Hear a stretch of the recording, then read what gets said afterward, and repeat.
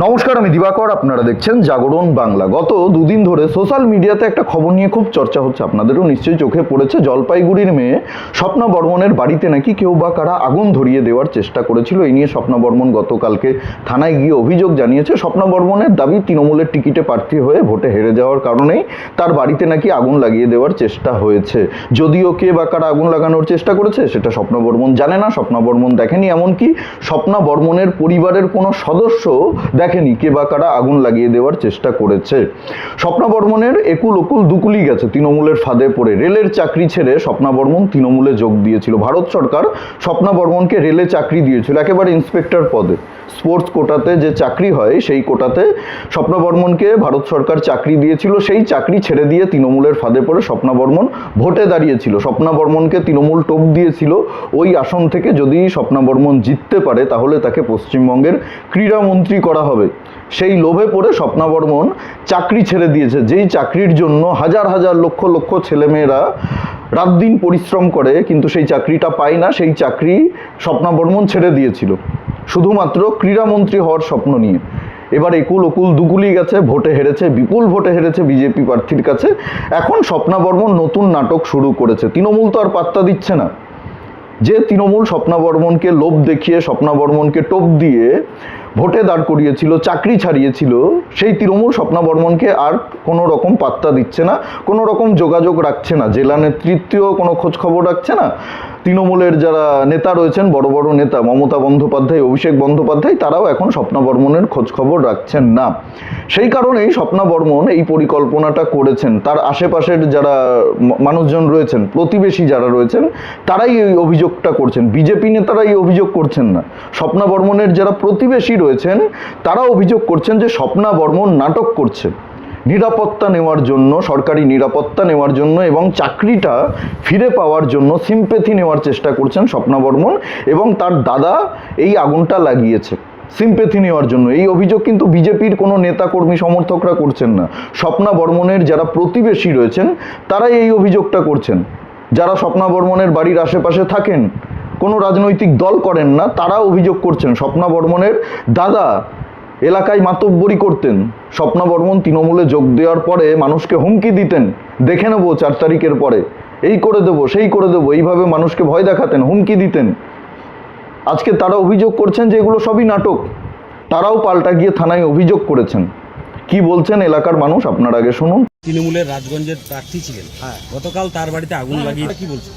আমরা চাচ্ছি কালকে ওই রকম বৃষ্টির মধ্যে আমি যেটা খবর পাইছি, আমার পাশেই বাড়ি, আমি খবর পাইছি ও প্রথমে তো ওরা 2 ভাই বাড়িটাতে ঢুকলো, ঢুকানোর পড়লে চিল্লাচ্ছি বাঁচাও বাঁচাও বাঁচাও। আমার কাছে ফোন আসলো, আমাদের তোরা কেউ যাবি না, ওই ফাঁদে পা দিবি না, কিচ্ছু হয় নাই, ওরা নাটক করতেছে।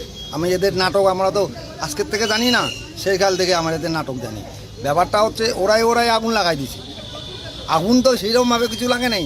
সবচেয়ে মজার ঘটনা হচ্ছে আগুনও লাগলো, ফায়ার ব্রিগেডও গেল, ওরাও পৌঁছাইলো, পাশের বাড়ি কেউ জানলো না। ওরা ওর বাড়ি হাফ কিলোমিটার দূর থেকে স্বপ্না বর্মন এসে জানতে পারলো আমার বাড়িতে আগুন লাগাইছে। যদি এটা তদন্ত করে আমাদের পাড়ার কেউ যদি প্রমাণ করতে পারে, আমি প্রশাসনকে অনুরোধ করব তদন্ত করা হোক। আর যদি করতে না পারে ওর বিরুদ্ধে ব্যবস্থা নেব আমরা। হঠাৎ এই ধরনের মিথ্যে অভিযোগ করবে কেন? আসলে এরা তো হারছে, তো হারার পরে 2 দাদা যা সন্ত্রাস করছে, মানে কারো কাছে ভোট চায়নি।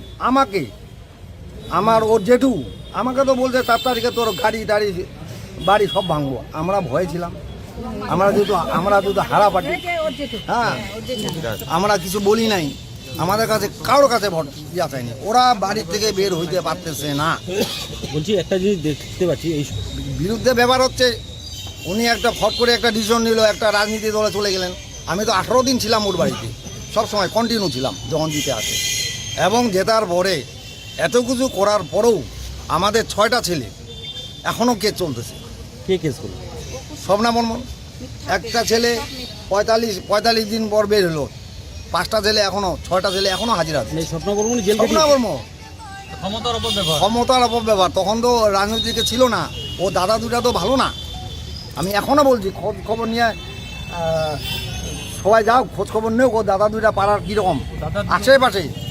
এবং আমি এইটাও বার্তা দিচ্ছি আমার দিলীপ বর্মন দাদাকে, উনি হচ্ছে শিলিগুড়ির, হ্যাঁ, উনি এই যে ব্যাপারগুলো বলতেছে না ওরা এসে খোঁজ খবর নেও যে রাজবংশী মেয়েদের উপর অত্যাচার। আমরা তো আর দক্ষিণ দেশি না, আমরাও রাজবংশী, পাড়াটাই রাজবংশী।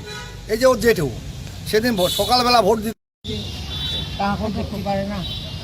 আমি একটা দেখা সোমা বর্মনের দাদা, আমি যে দেখা যদি কাজ না যায় তো 4 তারিখে কিন্তু মজা পাবে। আমার হাত ঠেঙা ভাঙে দিয়ে দিল। বলছে যে একটা জিনিস যে স্বপ্ন দেখলাম আজকে পুলিশকে বলছে, আমাদের ক্যামেরার সামনেও বললো যে ওর ঘনিষ্ঠ কেউ ওর বাড়িতে আগুন লাগিয়েছে। সেটা হতেই পারে না। আমরা আগুন লাগাই দিব।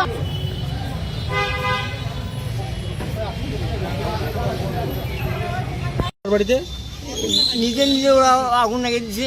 তৃণমূলে যোগ দিয়ে নাটকটা ভালোই শিখেছিলেন স্বপ্না বর্মন। মমতা বন্দ্যোপাধ্যায় যেরকম নাটক করতেন ভোটের আগে, ওই পা ভেঙে যাওয়ার নাটক, ভোটের আগে মাথা ফেটে যাওয়ার নাটক, সেরকমই স্বপ্না বর্মন নাটক করছেন।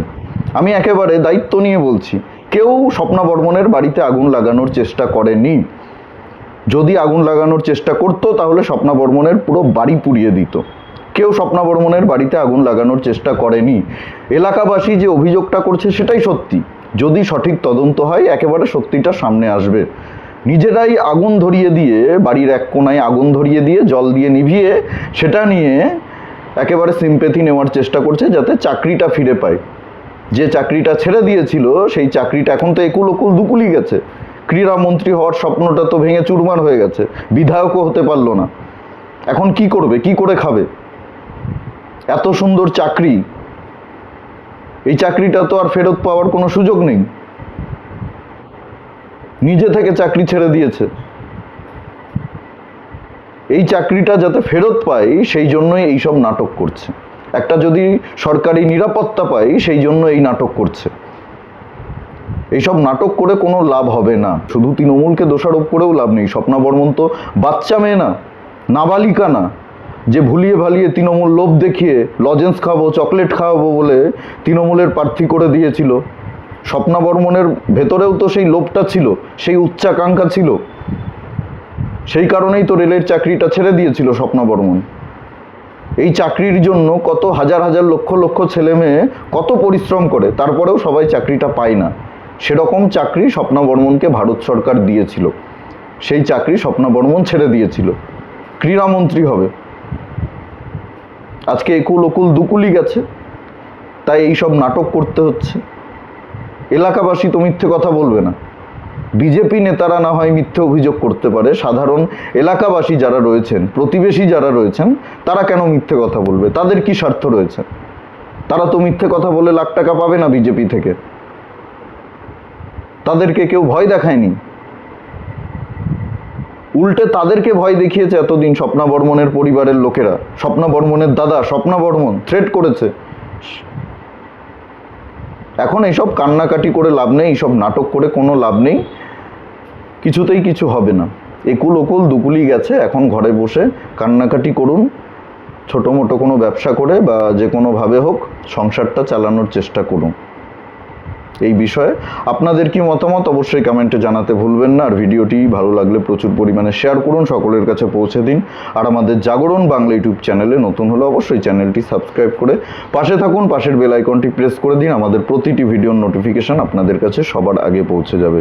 সবাই খুব ভালো থাকুন, সুস্থ থাকুন, আশেপাশে সবার খেয়াল রাখুন। জয় হিন্দ, বন্দে মাতরম, ভারত মাতা কি জয়।